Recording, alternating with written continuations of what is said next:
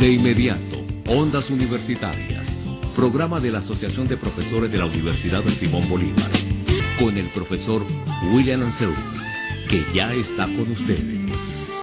Bienvenidos entonces, decía Verina Camposeo y José Vicente Aro, especialistas en estos temas de derechos humanos, especialmente defensores de estos presos políticos, de los perseguidos, de toda esta situación de la legalidad. Araminta González. Ella está en el INOF, Araminta. Sí. Hola, ¿cómo estás? Buenas tardes, ¿cómo te va? Mira, Araminta González está en el INOF desde julio del año pasado. Araminta tiene 33 años, ella es técnico superior en procesos químicos, una muchacha brillante, con unas calificaciones de 19.3, ha trabajado en laboratorios químicos, ha seguido sus estudios de especialización en química. Ella el 23 de julio le allana su casa, sin estar ella presente, el 6CPC, que fue el que hizo la detención. El 24 de julio ella la detiene en el centro comercial Lido, junto a su novio, Liber Díaz, que hasta la fecha de hoy ella no sabe nada de él y nosotros tampoco tenemos información de qué pasó con él ni dónde está.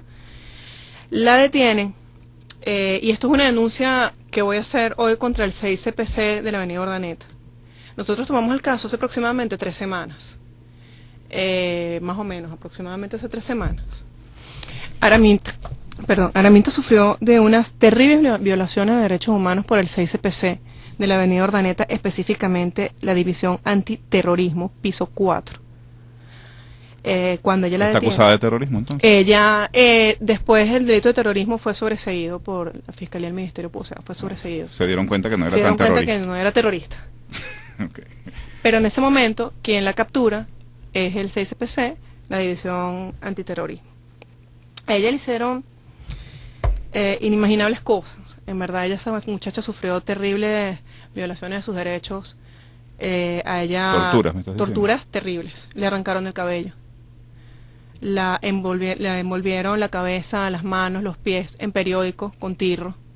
La envolvieron en unas colchonetas para golpearla con tubos, para que no le quedaran marcas en su cuerpo. Le hicieron unas terribles torturas psicológicas. La coaccionaron terriblemente, mientras en otra habitación al novio lo golpeaban y ella escuchaba cuando golpeaban al novio. Era una manera de coaccionarla a ella para que supuestamente entregara a los terroristas con los que ella trabajaba. Ella quedó muy mal, muy afectada, de hecho ahora tiene lagunas mentales, sufre de depresiones. Fue terrible su situación. Su hermana se comunica con nosotros hace unas 3 semanas para solicitarnos la ayuda, porque sus abogados anteriores también la coaccionaron, porque no la dejaron declarar en su audiencia de presentación sobre las torturas y las violaciones que el 6CPC había hecho contra ella. ¿Y qué pruebas tenemos de eso, doctora? Su palabra. ¿Qué tipo de denuncia? Su palabra es suficiente para nosotros para denunciar contundentemente al 6CPC de la avenida Urdaneta. Y eso sería suficiente como para que se procediera a investigar la actuación que tuvieron estos agentes del 6CPC en contra de Araminta. Sí, nosotros vamos, de hecho hoy es la primera vez que denunciamos el caso. Vamos a ir a la Defensoría del Pueblo, a la Fiscalía de Derechos Fundamentales, vamos a denunciar donde tengamos que denunciar. Formalmente, porque nunca los abogados anteriores lo hicieron. Nosotros lo vamos a hacer, vamos a denunciarlo formalmente, como te dije, al 6CPC, porque los abogados anteriores nunca denunciaron nada, no sabemos por qué, no quisieron denunciarlo. Ella, de hecho, no declaró en su audiencia de presentación sobre sus violaciones. No sabemos, no tengo idea qué pasó ahí, si los abogados tuvieron miedo, qué fue lo que pasó. Entonces, pero bueno, ¿los buscaron ustedes recientemente? Sí, hace como 3 semanas aproximadamente su hermana se comunica con nosotros para que le ayudemos en el caso, porque su caso tiene casi 1 año sin audiencia preliminar.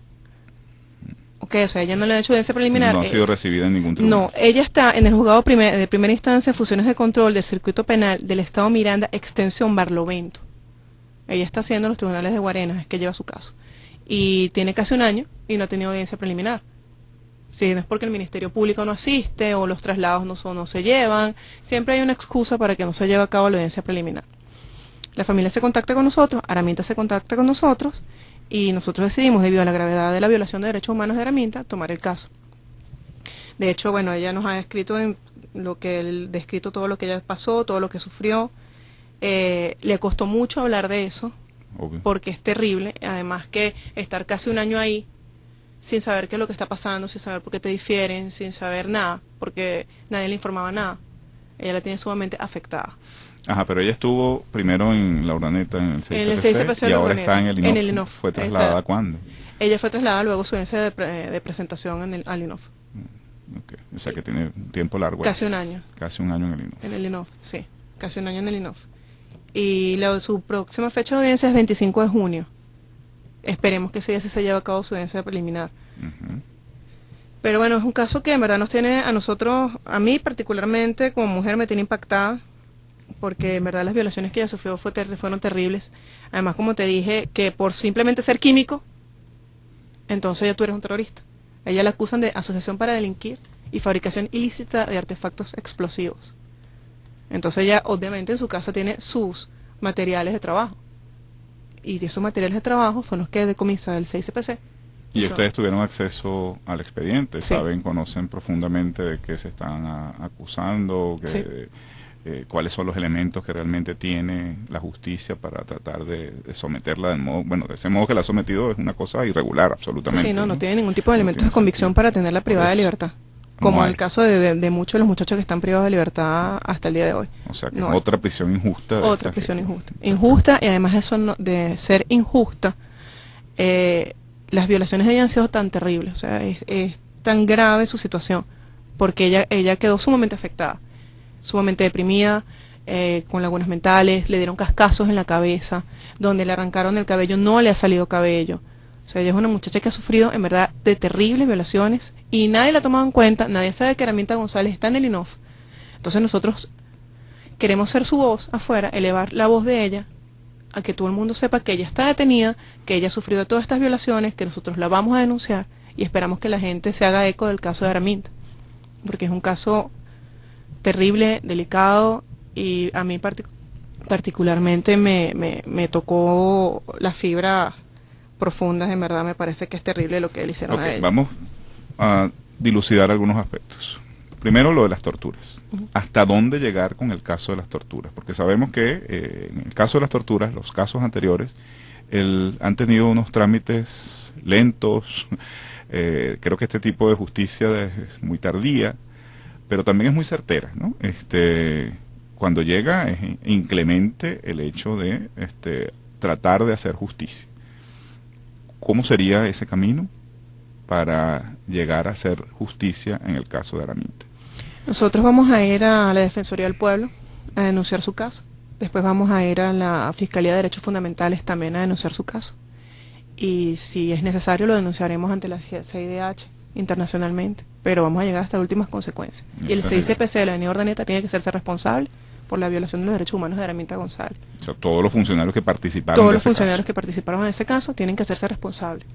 Porque es una muchacha de 33 años que le truncaron su vida simplemente por ser químico. Ajá, entonces ese es otro de los aspectos que a mí me gustaría dilucidar. Está muy llegaremos como ciudadanos venezolanos a pedir justicia por este caso hasta las últimas consecuencias, incluyendo la Comisión de Derechos Humanos de la ONU, de la OEA. De la OEA. De la OEA. Muy bien. Ese sería el último tramo. Habría que agotar las instancias nacionales para después proceder a las internacionales en procura de esa justicia. Eso se entiende que va a ser así y que va a tardar, pero va a llegar. En caso de que se hagan los trámites adecuadamente, no tengo duda de que eso va a ser así. El caso, entonces, primero me gustaría saber cómo es la demostración de eso. Ustedes me dicen que con su palabra basta. Que nos expliquen un poco a quienes están siguiendo Ondas Universitarias cómo es que la palabra de un torturado basta para demostrar que fue torturado. Uno. Y luego, bueno, vamos a atender esto y después vamos a otro. Bueno, mira, la palabra de ella basta para iniciar una investigación. Ah, exacto. ¿Ok? Nosotros vamos a iniciar las denuncias y ya se dirigirán al INOF, los defensores, la Defensoría del Pueblo, a hablar con ella, pero ya solamente su testimonio. Basta para iniciar una investigación. Ya Buscar la comprobación. Buscar de la que eso comprobación. fue así. O sea, eso hay que iniciarlo. Y después en el camino se determinará la responsabilidad de los funcionarios que intervinieron en el 6CPC. Ok. Sí, Okay. José Vicente Aro ahora. Les recuerdo a los radioescuchas que estamos conversando con la doctora Pierina Camposeo y con el doctor José Vicente Aro, que son luchadores por los derechos humanos en Venezuela y también defensores de los detenidos injustamente en nuestro país. Adelante, José Vicente. Sí, efectivamente, como decía Pierina, en este caso, que es un caso muy sensible, vamos a ejercer todas las acciones legales y sobre el tema de la prueba que tú señalabas, William, que es muy importante. Allí, otro de los aspectos que nosotros vamos a abordar es el hecho de que no es el único caso en el que se ha denunciado en los expedientes judiciales y en el caso de los presos políticos, estudiantes y presos políticos, una actuación irregular de este grupo antiterrorismo del 6CPC, específicamente de esa división, ¿no? Porque es precisamente esa división la misma que realizó las torturas a los detenidos el 12 de febrero, a Christian Holdak, a Coelho, Boada y todas aquellas personas que fueron detenidas aquella tarde-noche del 12 de febrero del año 2014. Y el sistema o el método de tortura que fueron denunciados en ese caso es el mismo, exactamente el mismo, el que se utilizó en el caso de Araminta. De hecho, cuando Araminta nos habla por primera vez del asunto, a pesar de la dificultad de lo dedicado al tema, ella nos habla y yo escuchaba sus palabras y yo inmediatamente iba de nuevo recreando lo mismo que me han contado las personas que estuvieron detenidas por esa misma división en el pasado. ¿Y esos casos fueron ya denunciados hasta fueron denunciados ante la Fiscalía de Derechos Fundamentales y ante la Defensoría del Pueblo, y la gran mayoría de esos casos fueron sobreseídos. Y precisamente porque se llegó a determinar que los funcionarios del 6CPC en esos casos cometieron excesos y se les abrió una investigación por la supuesta comisión de delitos establecidos en la ley contra la tortura, los tratos crueles, humanos y degradantes. Lo lamentable es que las investigaciones se han iniciado, pero no se han culminado. Se han iniciado, pero no se han culminado. Eso sí es lo lamentable. ¿Y culminarán en algún momento? O espero yo que culminen en algún momento, porque muchas veces el mismo Ministerio Público pareciera no estar interesado en que esto se haga, que se esclarezca, pero en los casos en que esto se ha denunciado, la reacción del Ministerio Público y la reacción de los tribunales muchas veces es vamos a dejarlos libres y dejemos eso así. Dejemos eso así. Y por eso es tan importante denunciar la violación de los derechos. Por eso es que uno nunca puede quedarse callado frente a la violación de los derechos. Ajá, ¿no? Pero el dejemos eso así, ¿puede ocurrir? ¿O eso sigue avanzando? ¿O qué hay con eso? Sí, eso los casos de Holdak y de los demás fueron llevados ya a instancias internacionales. No, bueno, en el caso de ellos sí hubo unas medidas cautelares. Pero concretamente el tema de las torturas y todo ese tema, eso no se ha tratado a profundidad y se ha enfocado todo en la defensa del proceso penal, pues de lo que es el juicio político, porque ellos lamentablemente le están asociados a la causa, vamos a decir, de Leopoldo López. Pero en todos esos casos y todas las personas que estuvieron presas durante esos días y los procesos que se abrieron en diferentes expedientes, diferentes tribunales, el común denominador de aquellos detenidos el 12 de febrero fue ese. Y la mayoría de ellos, en los casos en que se denunció, lo que se hizo fue, por lo que optó el Ministerio Público y optaron los tribunales, fue por dictar sobreseimientos, primero medidas cautelares, libertad, sobreseimiento, etcétera. Para de alguna manera evitar poner en tela de juicio la actuación del Estado venezolano en la represión de las manifestaciones y para de alguna manera evitar la investigación de este tipo de cosas. Lamentablemente, es muy importante lo que es el trabajo de la persona y de los abogados que lleven cada caso para llevar el caso, como decíamos antes, hasta las últimas consecuencias, porque muchos abogados tienen miedo, o muchas personas tienen miedo, y le dicen a sus abogados, mire, ya me dejaron en libertad y yo prefiero no tener problemas con la policía, y por eso preferimos no hacer tal cosa o tal cual, tal otra, lo cual no va a suceder en el caso de Araminta. Claro, en el caso de Araminta es al contrario, porque los abogados, sus abogados anteriores fueron los que le recomendaron no denunciar la violación de los derechos humanos en su audiencia de presentación. O sea, eso no quedó constancia en el expediente, que es sumamente grave, porque también es una violación una coacción de los abogados anteriores hacia Araminta. Nosotros solicitamos ante el tribunal una revisión de medida, estamos solicitándole al tribunal una medida menos gravosa, que ella continúe su proceso en libertad, bajo unas medidas cautelares, que el tribunal disponga, no sé, presentación, casa por cárcel, lo que el tribunal disponga. Esa medida estamos esperando, nos den respuesta al tribunal. Esperando lo que nos diga el tribunal, tenemos unas estrategias para seguir atacando su caso. Pero paralelamente a la parte judicial estamos con las partes de las denuncias. Sí, yo entiendo que algunas de estas cosas no se pueden enunciar. Aparte de la denuncia que estás haciendo, es difícil transmitir cuando están en estos casos en tribunales, se están llevando las causas y este tipo de cosas. Pero tú dices que no hay elementos, o tú no consigues como abogado elementos para, primero, ponerla en prisión y luego mantenerla ya durante casi un año en el INOF. ¿Por qué dices eso? O sea, ¿de qué se le acusa y cuáles son las pruebas que tendrían? Si se puede decir esto, no lo sé. Mira, ella la acusan de asociación para delinquir, la cual no existe. En este caso no existe asociación para delinquir. No hay socios. Hay 3 personas más en el caso, los cuales ninguno se conocían. Ellos no se conocían, no hay evidencias telefónicas, no hay comunicaciones entre ellos, en el expediente no hay nada de eso. O sea, no hay un rastro que permita determinar que ella estuvo asociada para hacer nada. No, para nada.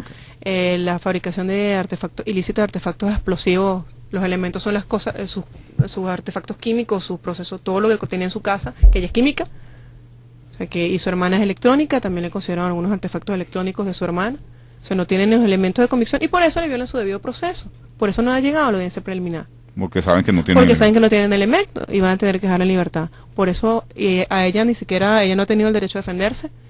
Nosotros ahora estamos tratando de que esa audiencia se lleve a cabo para que ella pueda defenderse, pueda hablar, pueda expresar todas sus violaciones. ¿Y por qué le allanaron su casa? ¿Ustedes saben algo de eso? Sí, un patriota cooperante.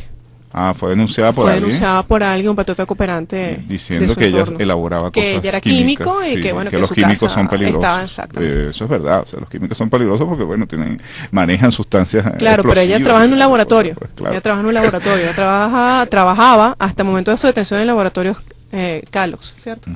En Calox, y es su trabajo, es su profesión. Claro, se dedica a eso. Se dedica y lo lógico químico es que tenga cosas. Exactamente. Químicas, ¿no? Bueno, patriota cooperante la denuncia. Nos denuncia. dedicamos al derecho, a la literatura, tenemos libros, ¿no? Exactamente, no tenemos, entonces por tener libro tú no...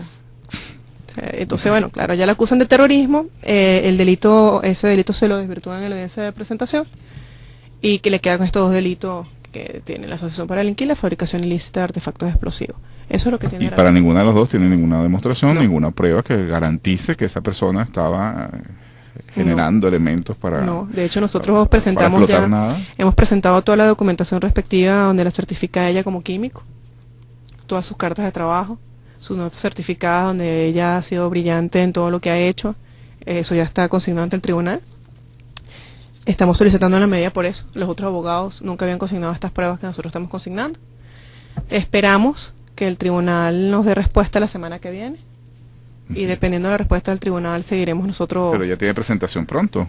El 25 de junio. Por eso. Pero nosotros, el tribunal está obligado a dar respuesta, nos tiene que dar respuesta de la solicitud que estamos haciendo, sí. Okay. Y estamos esperando la respuesta del tribunal. Muy bien. Entonces, esta denuncia pública que ustedes están haciendo hoy, obviamente tendrá alguna trascendencia. Esto, obviamente, ustedes irán a la Defensoría del Pueblo, serán recibidos, atendidos por algún defensor que asumirá el caso y evaluará la pertinencia o no de esa recepción y la atención de ese caso.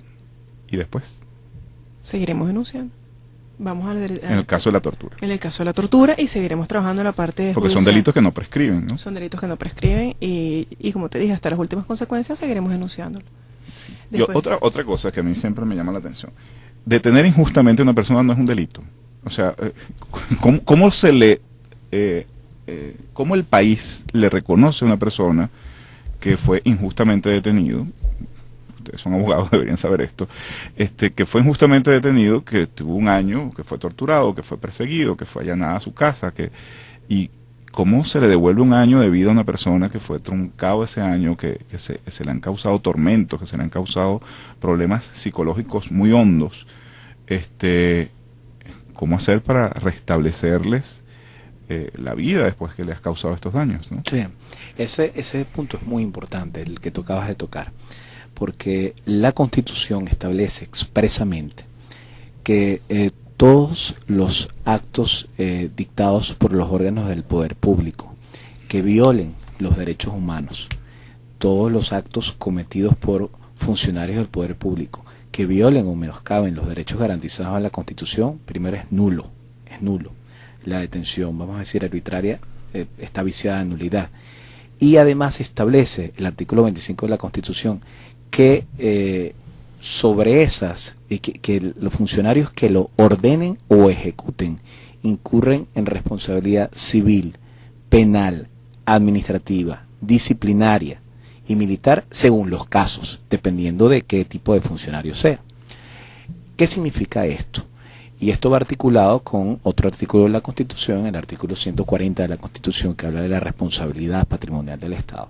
¿Qué significa esto? Que todas estas personas que han sido víctimas de violaciones de los derechos humanos, que han sido detenidas arbitrariamente y que luego fueron sobreseídas por los tribunales, que estamos hablando de más de 3.000 personas que fueron sobreseídas por los tribunales, luego de haber sido detenidas arbitraria e injustamente.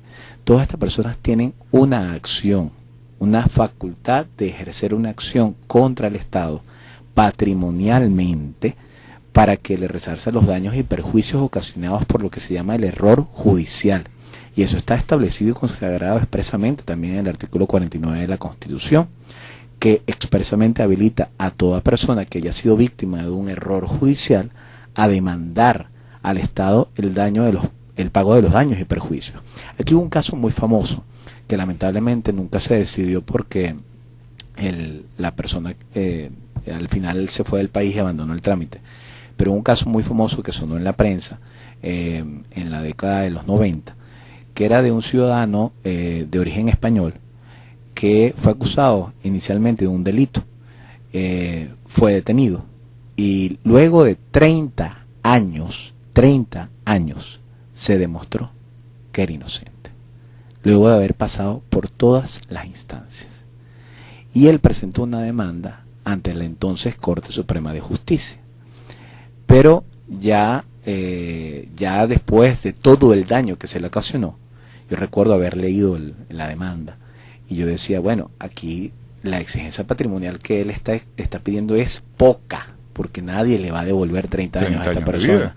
A la final hay una intervención de familiares de españoles que le pidieron que se regresara a España y bueno, y se fue a España y lamentablemente por eso el trámite, vamos a decir, cayó. O sea que sí es posible entonces finalmente que estas personas que se vieron afectadas, en principio lo de las torturas no prescribe, eso puede seguir avanzando totalmente hasta sus últimas consecuencias, como ustedes dijeron.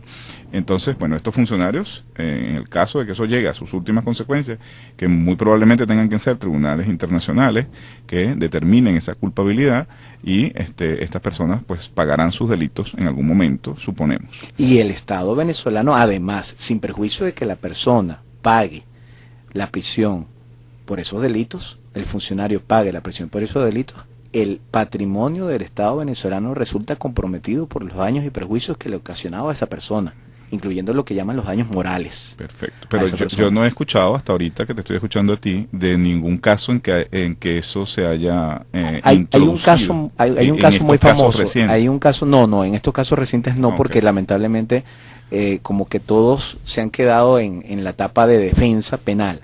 Pero hay un caso muy famoso que llegó a ser jurisprudencia y es el referente sobre esto, que es el caso del ajusticiamiento del abogado Carmona. Carmona Vázquez. Exactamente, sí. Él fue ajusticiado por el grupo que coordinaba Molina Gasperi. Gato. El grupo Gato, que coordinaba Molina Gasperi, fue ajusticiado y luego de muchos años se determinó la responsabilidad penal de los funcionarios y luego posteriormente el Tribunal Supremo de Justicia y la Sala Constitucional y la Sala Político-Administrativa reconocieron la responsabilidad patrimonial del Estado y le ordenaron al Estado venezolano pagar una determinada suma de dinero a su viuda y a sus hijos por los daños ocasionados por ese ajusticiamiento a ese abogado. Muy bien. Bueno, vamos a regresar en unos minutos después que identifiquemos la emisora. Estefanía Coveña está ya en el control para llevarnos a la identificación de la emisora y regresamos en muy breves minutos para tocar otros temas de derechos humanos, de perseguidos, presos políticos y toda esta situación que sigue siendo muy grave en nuestro país con respecto a estos casos de derechos humanos y de presos políticos. Regresamos en breve. Estamos en vivo nuevamente en Radio Capital. Estábamos conversando sobre el tema que habíamos dejado, estábamos analizando un poco en el segmento anterior, sobre la recuperación de estas personas, cómo el Estado pudiera resarcir los daños causados. Pero los daños son muchos, o sea, los daños no son solamente económicos, como estábamos conversando en el corte, cuando nos volvieron a poner en vivo. Les recuerdo a los seguidores de Ondas Universitarias de Radio Capital que estamos en vivo con los doctores Pierina Camposeo y José Vicente Aro, que estamos conversando acerca de los detenidos políticos, de su situación y de la situación especialmente de los derechos humanos, que habíamos tocado el caso de Araminta González, que es una persona que está detenida, ya va a cumplir, bueno, tiene ¿cuánto? 10 meses, 10 meses casi, en prisión, en el INOF, que fue torturada, que fue agredida por funcionarios policiales del 6CPC de la Avenida Urdaneta, que esas denuncias van a seguir su curso, que van a ir a la Defensoría del Pueblo, que van a acudir también a la Fiscalía de Derechos Fundamentales y que llegarán a instancias internacionales en el caso de los derechos humanos, en el caso de la tortura que padeció a Araminta González, quien ahora es que está procediendo a denunciar porque antes hubo algunos impedimentos, según ustedes están manifestando. Y está también el caso de la situación de esta prisión injusta y cómo el Estado puede resarcir esa. Y entonces me dice José Vicente Arbo, esa es una preocupación que siempre he tenido. Ha habido varios casos al respecto, casos que, bueno, que los muchachos se sienten, algunos han venido aquí, un estudiante de la Simón Bolívar que estuvo en Yare, que vino acá, y entonces tú sientes que la persona no es igual, que la persona ha sufrido cambios, ha sufrido dolencias psicológicas, físicas, marcas en su cuerpo, pero también en su mente, que tienen que ser atendidas luego de esto. Yo no sé si el Estado venezolano tendrá también alguna atención especial, me imagino que debería haberla, pero yo no sé si eso se está aplicando en el caso de las personas que han salido, si ha habido alguna atención psicológica, médica, que el Estado venezolano le brinde a estas personas después que las declara inocentes. José Vicente. Lamentablemente no la ha habido. Pero no la ha habido de haberla. parte del Estado venezolano y debería haberla, y a eso está obligado el Estado venezolano conforme a la Constitución, conforme a la ley contra la tortura, los tratos crueles, inhumanos y degradantes, y también lo obliga la Convención Americana sobre o contra la tortura, tratos crueles, inhumanos y degradantes. Obliga no solamente a establecer la responsabilidad de los funcionarios y a sancionarlos como delito y que sean procesados pues como un delito esos funcionarios que hayan cometido ese tipo de actos, sino obliga también al resarcimiento de los daños, tanto patrimoniales como de los daños, vamos a decir, psicológicos, de salud y cualquier daño físico que haya podido sufrir la persona en su integridad física. O sea, que el Estado estaría obligado a atender médicamente a estas personas. Totalmente, es una obligación del Estado. No se está haciendo. ¿Y qué hay que hacer para que se haga? Eso hay que reclamarlo, precisamente lo que veníamos diciendo inicialmente. Es muy importante que el ciudadano conozca sus derechos y los reclame, porque prácticamente eso es lo que ha llevado a Venezuela a la situación en la que hemos estado, es decir, esa inacción del venezolano, y aquí todos tenemos que hacer un mea culpa, esa inacción del venezolano de no adentrarse en los derechos que tiene en la Constitución, que son muchos, que muchas veces no se imagina un venezolano todos los derechos que tiene conforme a la Constitución, y no reclamarlos, ejercerlos y luchar por ellos. O sea, no hacer funcionar al Estado para que le devuelva aquello que le arrebató de un golpe. Efectivamente. Entonces, ¿qué sucede? ¿Qué sucede en muchos casos? El miedo priva. El miedo priva.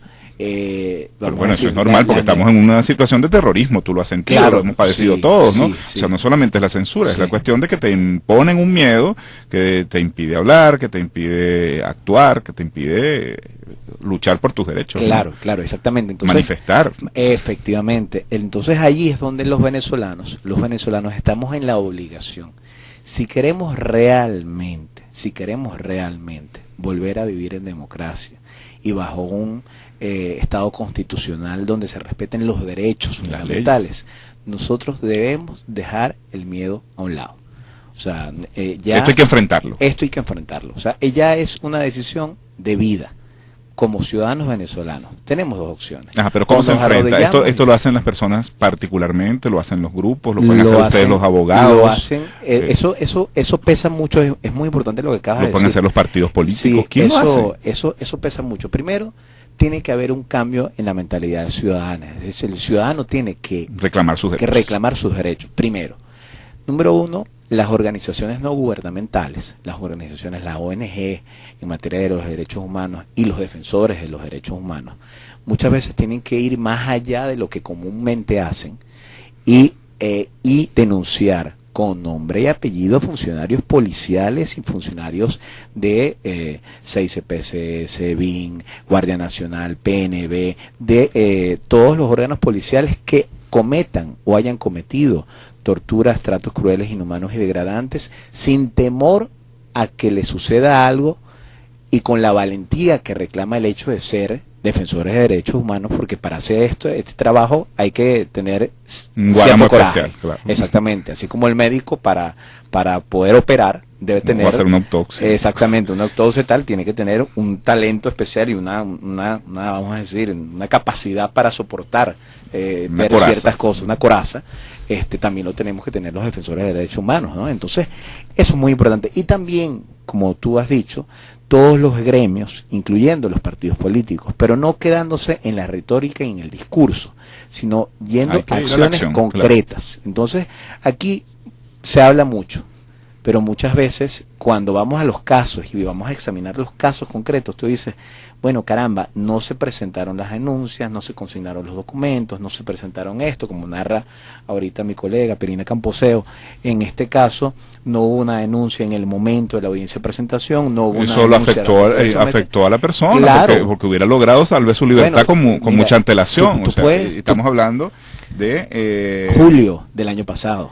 Exacto. Y dejar constancia, la constancia de sus agresiones físicas, Sí. que era importante, que no se dejó constancia de Eso, momento. y que hubiera servido incluso para nutrir aquel expediente que deben tener los del Exactamente. 6CPC de la Avenida Urdaneta en Exactamente. caso de terrorismo. Efectivamente. Y estamos hablando de la división a antiterrorismo. quienes nos están siguiendo, estamos hablando del caso de Araminta González, que es una detenida en el INOF que no ha tenido su audiencia preliminar. Todavía a casi un año de su A casi detención, un año, lo después de cual haber es sido también- agredida y torturada. Efectivamente, Muy lo cual bien. es muy muy irregular. Y nada más terminar diciendo que el caso lo tomamos nosotros cuando tomamos un caso lo estudiamos primero muy bien, si es Profundamente, necesario, claro. si tomarlo o no, si efectivamente es un caso no de violación de derechos humanos, porque nosotros realizamos esta actividad pro bono, es decir, gratuitamente, sin cobrar nada, porque por los casos de derechos humanos nosotros no cobramos No honorarios perciben una profesionales remuneración, porque esto claro. es una labor social. Ujú. Así como todos de alguna manera hacemos una labor social, como la que tú haces aquí, en fin, en muchas cosas, ¿no? Cuando escribes, cuando publicas tus artículos.